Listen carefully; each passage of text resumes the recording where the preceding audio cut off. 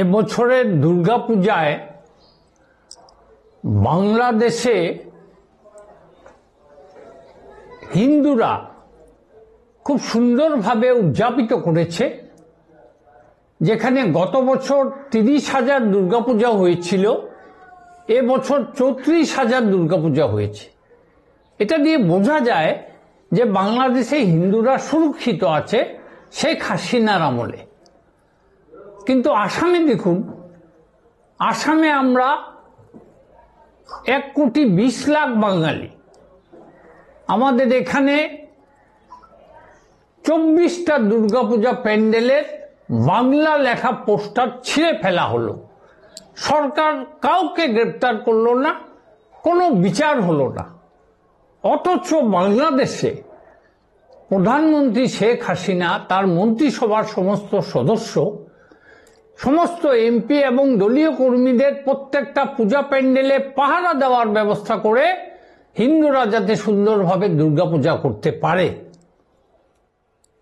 এতে বোঝা যায় যে বাংলাদেশে প্রকৃত গণতন্ত্র, ধর্মনিরপেক্ষতা রয়েছে। আমরা দেখেছি, খুব ছোট ছিলাম, শেখ মুজিবুর রহমানের নেতৃত্বে পূর্ববঙ্গে বাংলা ভাষার জন্য যে সংগ্রাম করেছিলেন, তাতে হিন্দু মুসলিম সবাই একসঙ্গে সংগ্রাম করে বাংলাদেশ বলে নতুন একটা দেশের সৃষ্টি করেছিলেন, দেশের স্বাধীনতা এনেছিলেন। পশ্চিম পাকিস্তান থেকে মুক্ত হয়ে তারা স্বাধীন হয়েছিলেন। কিন্তু তারপরে কিছু কিছু উগ্র সাম্প্রদায়িক মৌলবাদী দল আছে, যারা কিছু কিছু হিন্দু পরিবারের ওপরে অত্যাচার করে, যার জন্য সরকারের বদনাম হয়। এবং আমরা লক্ষ্য করেছি এই সমস্ত উগ্র মৌলবাদী দলগুলির সঙ্গে বাংলাদেশ ন্যাশনাল পার্টি বিএনপি, অর্থাৎ খালেদা জিয়ার দল, তাদের সঙ্গে যোগাযোগটা বেশি। এবং আমাদের বর্তমান প্রধানমন্ত্রী শেখ হাসিনা তাদের প্রশ্রয় দেন না বলেই আমরা ভারতবর্ষের এবং পৃথিবীর 72 কোটি বাঙালির মানুষ চায় যে শেখ হাসিনাই আবার প্রধানমন্ত্রী থাকুন।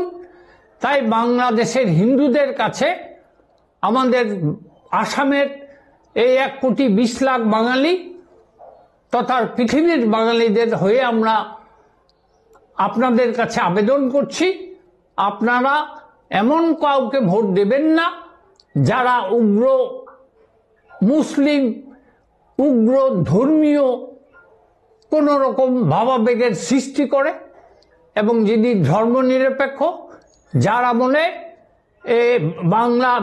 বাঙালি হিন্দুরা সুরক্ষিত আছেন, সেই শেখ হাসিনার দলকেই আপনারা আবার নির্বাচিত করবেন। এটাই আমাদের অনুরোধ।